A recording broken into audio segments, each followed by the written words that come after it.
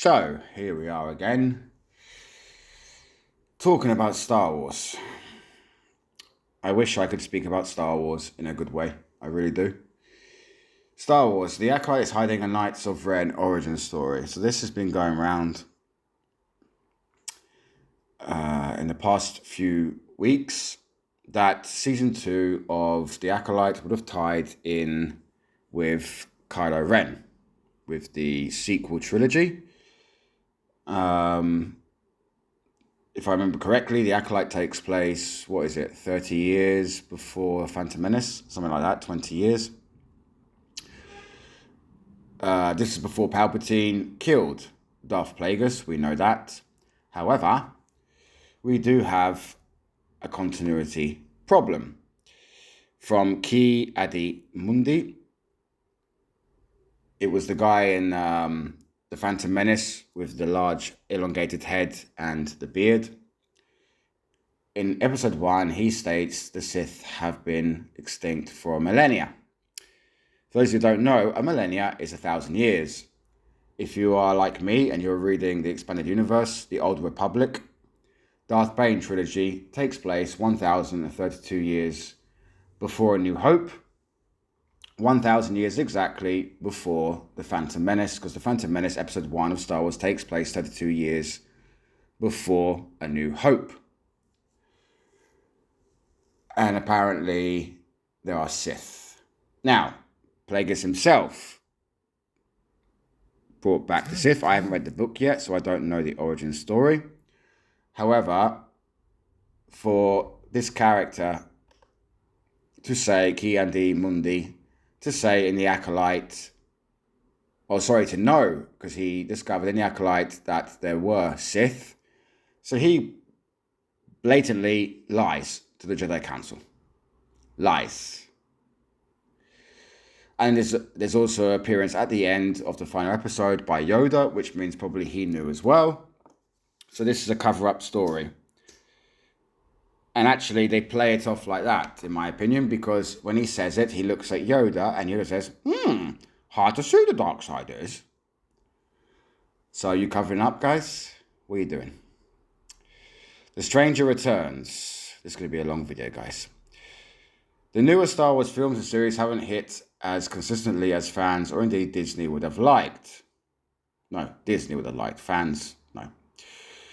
But tales of their lack of quality have been overstated in many cases.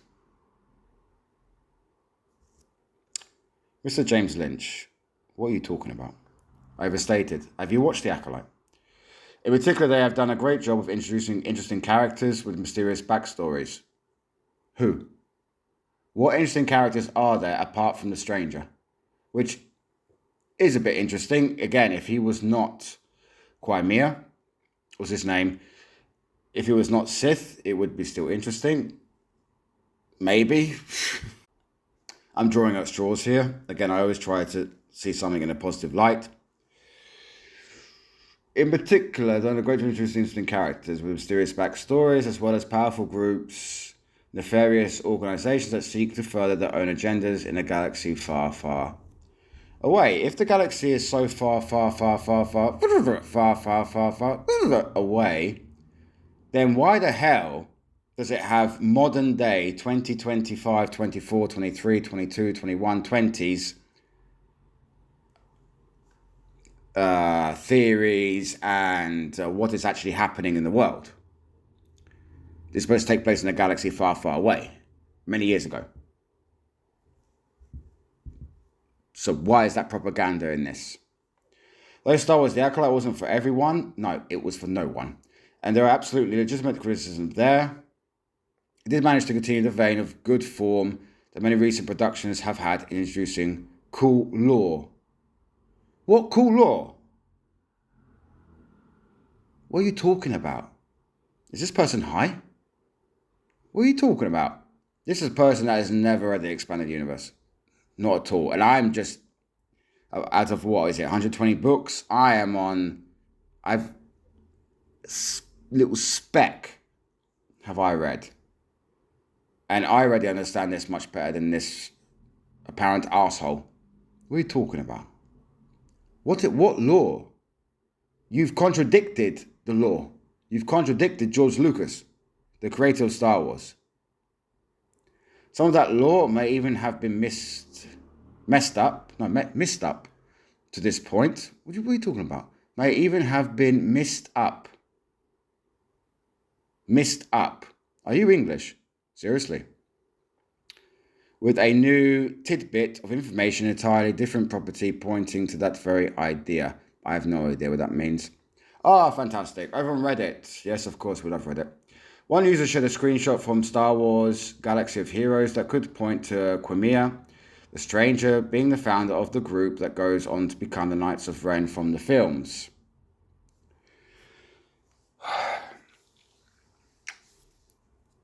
How?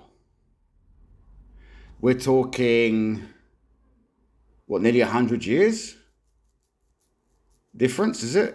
32. And then to Return of the Jedi from A New Hope is 4 years. So 36. How long is it supposed to take place? 20, 30 years later? The sequel trilogy? 50, 60 years? Plus what was before? Yeah, let's say 100. Is this why Kylo Ren called himself Ren? But the Knights of Ren were students from Luke's also academy that Ben took with him. The lore drop reads as follows. Hailing from the High Republic era. This enigmatic warrior exploded onto the scene in the forest of Korfar in the Disney Plus show, The Acolyte. The stranger's power is undeniable, cutting down an entire team of Jedi. Relative ease, acting as a mentor to both light and dark side force users. A mentor? To light side? What are you talking about? Don't tell me that those two twins were one was light, one was dark, because that is utter bullshit. He seeks to gather a group of powerful students whilst pursuing his own agenda. It's the last part that really has tongues wagging, and the comment section was liable to get quite excited as well. Who is getting excited for this? It's just like the other video I made with Leia being a tutor, a master to Rey. I know in Expanded Universe, Leia had training and she had a lightsaber and everything else. Again, I've not read the stuff yet, but I know.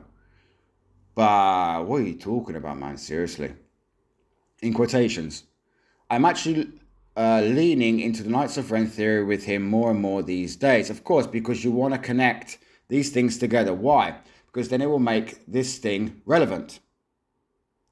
It will make it relevant, just like The Mandalorian did, just like The Mandalorian and Grogu is going to do, connecting everything to the sequel trilogy. It has to evolve around it. Why? Because organically, it cannot be good on its own because it's crap.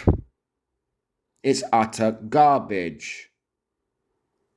I'm trying to keep this PG without swearing. So again, I'm actually leaning into the Knights of Ren theory with him more and more these days. The Knights of Ren have the tradition that every new member needs a good death in order to qualify. That is not how the Sith work, by the way.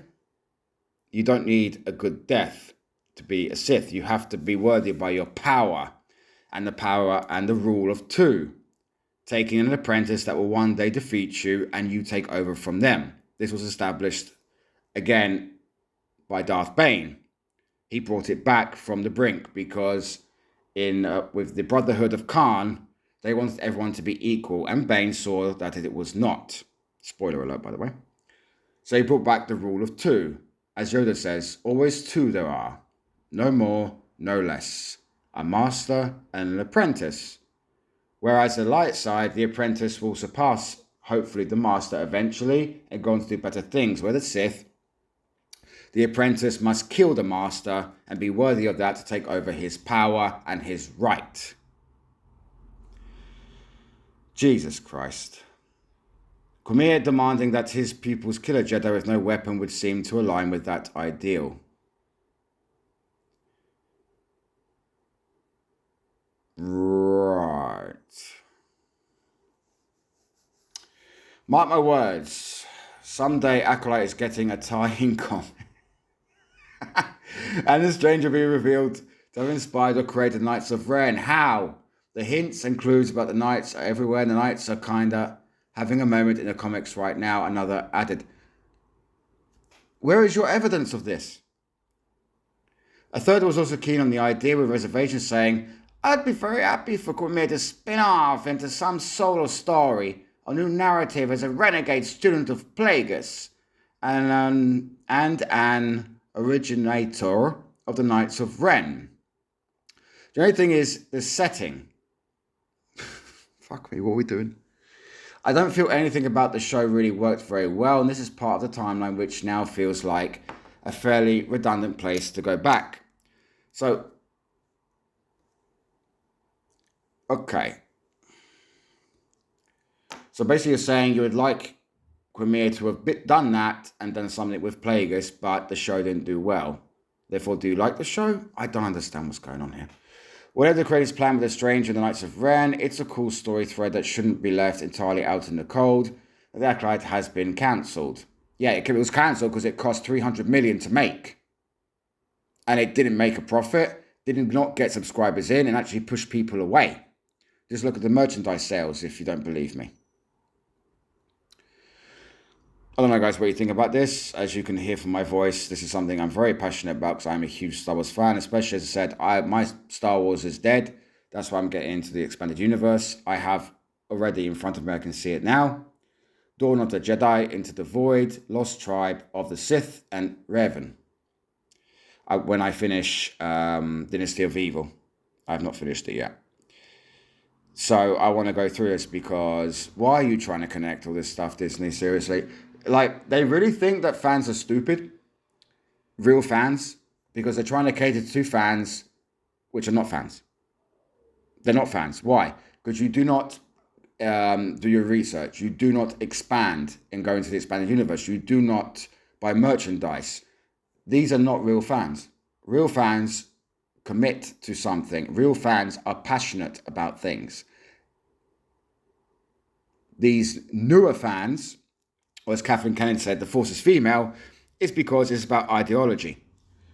They're trying to cater to people with a certain ideology.